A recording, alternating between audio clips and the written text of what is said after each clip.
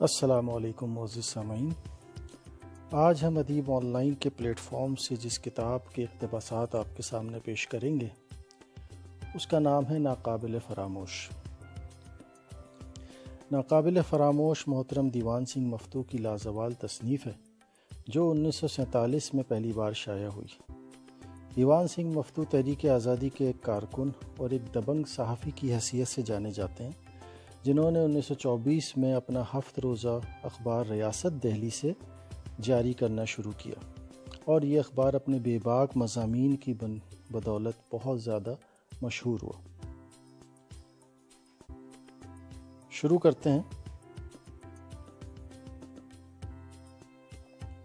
یہاں یہ بات بتا دوں کہ یہ کتاب 2 حصوں میں ادیب آن لائن کے پلیٹ فارم پر موجود ہے اور آپ اس کو آن لائن مطالعہ کر سکتے ہیں۔ چیپٹر کا نام ہے کیریکٹر کا دشمنوں پر بھی اثر ہوتا ہے۔ اس چیپٹر کے اندر دیوان سنگھ مفتو نے ایک CID آفیسر کا ذکر کیا ہے جو ان کے پاس آتے ہیں اور ان کو رشوت کے عوض کچھ کام کرنے کی درخواست کرتے ہیں، جس کے جواب میں دیوان سنگھ مفتو بہت سخت رویہ اختیار کرتے ہیں اور جس کے نتیجے میں ان کو ناکام لوٹنا پڑتا ہے۔ لیکن دیوان سنگھ مفتو کے اس کردار کی بدولت ان کا عزت اور وقار CID کے سامنے بہت زیادہ بلند ہوتا ہے، اور اسی بات کو لے کر اس چیپٹر کے آخر میں دیوان سنگھ مفتو قائد اعظم محمد علی جناح کے حوالے سے لکھتے ہیں، وہ میں یہاں پر پڑھنا چاہوں گا۔ راجپوتانہ کے قومی ورکر اور لیڈر شری رام نارائن جی چودھری اپنا زیادہ وقت مہاتما گاندھی کے پاس گزارتے۔ جب کبھی وہ دہلی تشریف لاتے تو دفتر ریاست میں بھی آتے اور کئی گھنٹہ مہاتما گاندھی کے حالات کا ذکر ہوتا۔ ان کا بیان ہے کہ باوجود اس بات کے کہ مسٹر جناح کی مسلم لیگی پالیسی ملک اور کانگریس کے لیے انتہائی نقصان کا باعث ہے، مگر مہاتما گاندھی کے دل میں مسٹر جناح کے لیے انتہائی عزت ہے،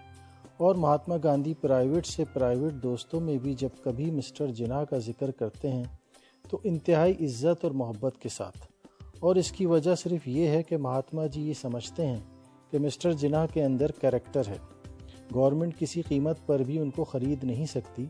اور یہی وجہ ہے کہ گورنمنٹ نے کبھی بھی جناح کو اپنا نہ سمجھا اور آپ سے گورنمنٹ ہمیشہ بدکتی ہی رہی۔ جناح کے مقابلے پر جن کانگریسیوں کے اندر کریکٹر نہیں، مہاتما جی ان کو چوروں سے بھی بدتر اور ذلیل سمجھتے ہیں، مگر بے بس ہیں، ان کے خلاف کچھ کر نہیں سکتے۔ جو لوگ پبلک میں عزت اور شہرت حاصل کرنا چاہتے ہیں ان کے لیے سب سے زیادہ ضروری ہے کہ وہ اپنے اندر کریکٹر پیدا کریں۔ دنیا میں روپیہ اور دولت ہی سب کچھ نہیں، انسان کو اپنی عزت پر روپیہ قربان کرنا پڑتا ہے، اور عزت تبھی حاصل ہو سکتی ہے جب انسان میں کریکٹر ہو۔ بلکہ غور کیا جائے تو اس شخص سے جس کے اندر کریکٹر نہیں، جو دوستوں کے ساتھ بھی بددیانت ہے، جو اعتماد کش ہے اور جو قومی غدار ہے، بازار کا ایک آوارہ کتا بھی اچھا ہے جو اپنے دوست اور دشمن میں تمیز کرتا ہے